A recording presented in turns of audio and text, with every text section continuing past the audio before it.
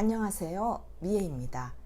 우한 폐렴으로 알려진 신종 코로나 바이러스에 대한 공포가 전 세계로 확산되고 있습니다. 제가 이 영상을 준비하는 미국 시간 2월 1일 현재 보스턴 매사추세츠에 재학 중인 학생이 미국 내 8번째 감염자로 확진 판정을 받았습니다. 미국 정부도 태스크포스를 설치하고 공중보건 비상사태를 선포하면서 최근 2주간 중국을 다녀온 외국 국적자에 대해서는 미 입국을 잠정적으로 금지한다고 밝혔습니다. 제가 살고 있는 하와이 호노룰루 시에서도요, 어제 인근 편의점에 가서 물건을 사는데 계산대 앞에서 캐셔가 마스크를 쓰고 있더라고요. 제 지인은 같은 편의점에 갔을 때 직원이 백인에게는 친절하게 물건을 설명해 주더니 자신에겐 가까이 오기를 꺼리는 것처럼 느껴졌다고 말했습니다. 피부색을 보아서는 한국인인지 중국인인지 잘 구별할 수 없어서였을까요? 과학이 발달하여 인공지능이 나오는 세상이지만 이러한 전염병이 창궐할 때는 한계를 느낄 수밖에 없습니다. 중세기에 발생한 흑사병으로 유럽인 3분의 1이 사망하고 유럽의 역사를 바꿨다는 평가를 받기도 하지만요. 2000년대 들어서도 사스로 인해서 8,000명이 감염되고 770여 명이 사망했다고 합니다. 메르스 감염자 2,500여 명 중 870여 명이 사망하기도 했습니다. 한국의 질병관리본부는 2월 2일 현재까지 신종 코로나 바이러스 확진 환자가 14,543명, 사망자 304명, 발생국가 27개국이라고 발표했습니다. 신종 코로나 바이러스에 기독교인들은 어떻게 대처해야 할까요? 한국교계 뉴스를 보니까 주일 예배처럼 많은 사람들이 모이는 곳에서는 마스크 착용과 또 손 소독제를 여러 곳에 비치해서 손 씻기를 권하고 있고요.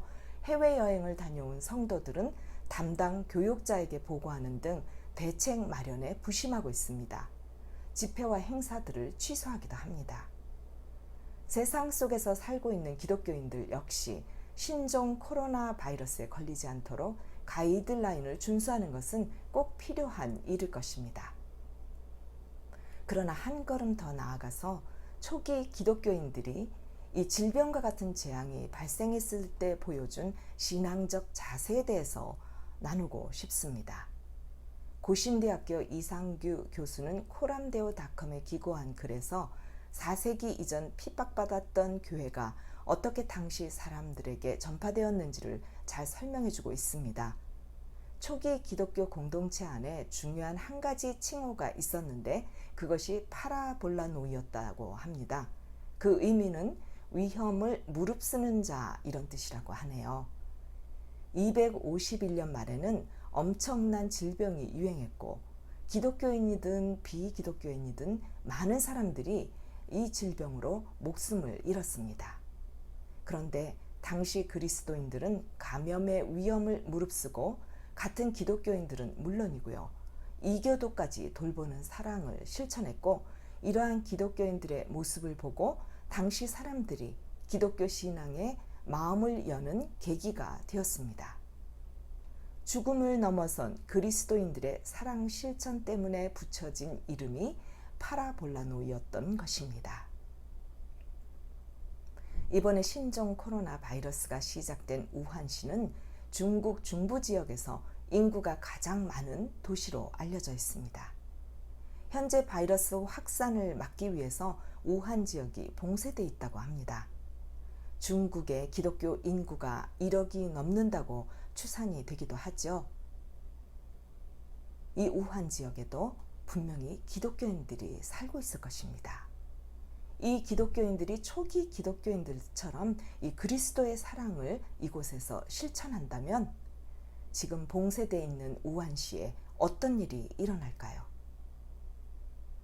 신종 코로나 바이러스, 이제 아시아를 넘어서 유럽으로까지 번지고 있습니다. 이 바이러스가 더 이상 확산되지 않도록 우리는 기도하며 하나님의 긍휼을 구해야 할 것입니다. 그러나 그리 아니하실지라도 오히려 우리 기독교인들은 사망의 두려움을 이긴 기독교의 복음을 전함으로써 많은 영혼들을 오히려 사망에서 생명으로 인도하는 기회를 갖게 될 것입니다. 미에 토크 오늘은 코로나 바이러스와 기독교인들의 대처에 대해서 나누었습니다. 제 방송을 구독해 주시고 알람 설정과 댓글을 달아주시면 큰 힘이 될 것입니다. 샬롬.